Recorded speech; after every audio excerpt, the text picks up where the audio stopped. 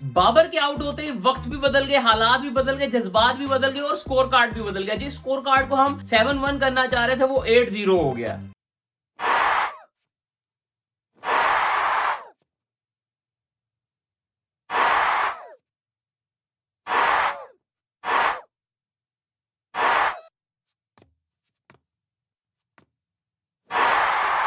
हाँ बिल्कुल यही हुआ है हमारे साथ। और कल तो बाबर ये भी नहीं बोल सकता कि बॉयज प्लेड वेरी वेल, क्योंकि वाकई कोई नहीं खेला अच्छा। इतनी जल्दी तो मेरे आईफोन की बैटरी नहीं डेड होती जितनी जल्दी हमारी टीम डेड हो गई कल। आई नो कल का मैच जीतना काफी मुश्किल था। पाकिस्तान की टीम वैसे भी दो ही चीजें जीत सकती है, या तो दिल जीत लेती है या मैच जीत लेती है। और मैच तो शुभम गिल जीत गया डेंगी के साथ। हम तेरे दुश्मन नहीं है, तेरे दोस्त है।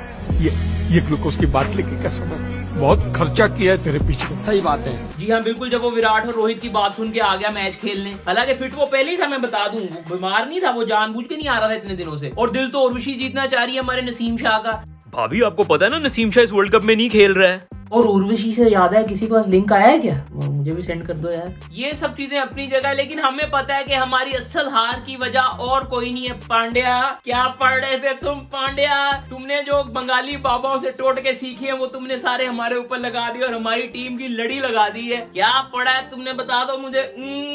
सही काला जादू किया पांड्या ने हमारे ऊपर, पूरी टीम की लड़ी लगा दी, कुछ नहीं छोड़ा पांड्या ने हमारे साथ। पांडु तुम निकले बहुत बड़े।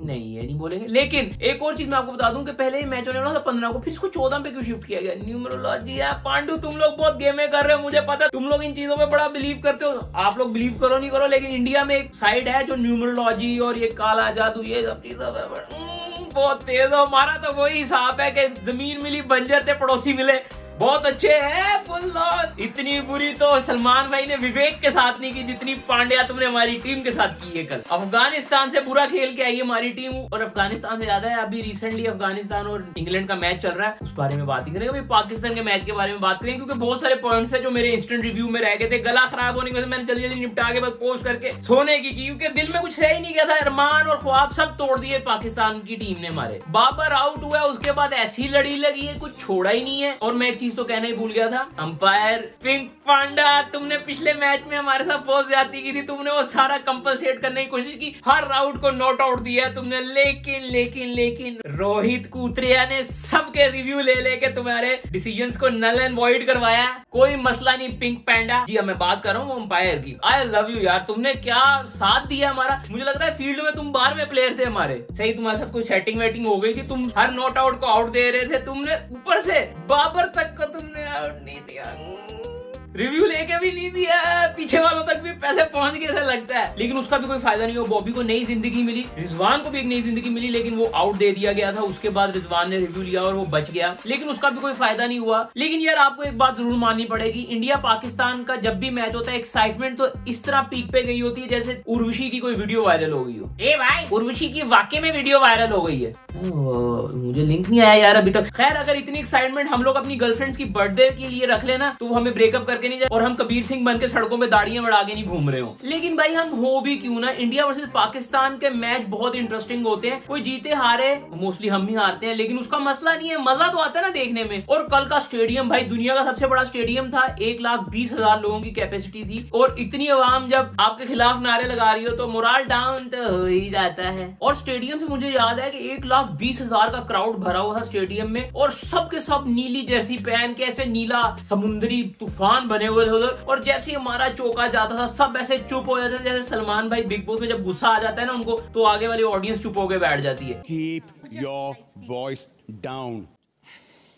बिल्कुल ऐसे ही। और बिग बॉस से मुझे याद है कि आज तो बिग बॉस लॉन्च होने वाला है, उसके ऊपर भी रिव्यू करेंगे। कभी कुछ नहीं छोड़ना, हर तरफ से पैसा कमाना है भाई ने। इतना बड़ा मैच किसी टीम्स ने नहीं खेला जितना आज, पहली दफा हिस्ट्री में ऐसा होगा कि इतनी ऑडियंस बैठी होगी किसी का मैच देखने के लिए। कोई कहां से आया हुआ, कोई कहां से आया हुआ, अच्छा खासा पैसा खर्च के आए हुए थे देखने। और आगे से हमारी टीम ने क्या किया है, कुछ उनको दिया ही नहीं। एंटरटेनमेंट लेवल तो वो होता है ना कि टक्कर का मुकाबला होता है, लेकिन ये वो वन साइडेड मैच ही होगा जिसको हम सदियों से कायम करते आ रहे हैं। कोलैप्स होना तो हमारी टीम की फितरत है, लेकिन ऑडियंस के रश रश की वजह से कि आज देखो क्या डिफरेंस है कि आज अफगानिस्तान वर्सेस इंग्लैंड के मैच में भी इतना ही रश है, इतना तो नहीं लेकिन बहुत हद तक स्टेडियम भरा हुआ है। यहाँ तो हमारे मैच की वजह से लोगों का इंटरेस्ट जागर हो गया ना वापस टूर्नामेंट की तरफ। लेकिन टूर्नामेंट की तरफ इंटरेस्ट वापस जागने की बात करता हूँ तो हम सबको बताया जा रहा था कि एक सेरेमनी होनी थी 4 घंटे पहले, इस एक्टर ने आके गाना गाना था, ये होना था, वो होना था। मैं 2 घंटे बैठा चैनल चेंज करो, हमारे पाकिस्तान में तो कहीं वो सेरेमनी दिखाई नहीं गई। अब पता नहीं हुई है कि नहीं हुई है, लेकिन मेरे तक उस चीज की खबर नहीं पहुंची है, क्योंकि मैं सिर्फ 3 घंटे तक चैनल ही चेंज करता रहा हूँ, मुझे कुछ नहीं दिखा है कि कहाँ अरिजीत सिंह गा रहा है, कहाँ अमिताभ बच्चन है, कोई कुछ नहीं पता। टॉस होते ही मैच शुरू हुआ हमारे यहाँ, तो हमारे लिए तो कुछ नया नहीं था, लेकिन हो सकता है कि इंडिया में ये दिखाया गया हो या स्टेडियम इन स्टेडियम कुछ ना कुछ हुआ हो, इस चीज के बारे में मुझे नॉलेज नहीं है। तो आप मुझे कमेंट में बताओ कि ऐसा कुछ हुआ है कि नहीं हुआ। और इनकी राइवलरी एक टाइम में तो ऐसी होती थी कि देखने में मजा आता था, क्योंकि कंपटीशन होता था कि कभी वो अच्छा खेल रहे हैं, कभी ये बुरा खेल रहे हैं। लेकिन अब तो ऐसा हो गया कि हमेशा यही अच्छा खेल रहे हैं और यही बुरा खेल रहे हैं। आई मीन पाकिस्तान वाले हमेशा ही हल्का खेल रहे हैं, लेकिन पिछले 5-6 सालों से हमारी टीम का ग्राफ नीचे ही जाता जा रहा है। लेकिन इस पे मैं एक और चीज कहना चाहता हूँ, हिम्मत फिर भी नहीं हारनी है आप लोगों ने, क्योंकि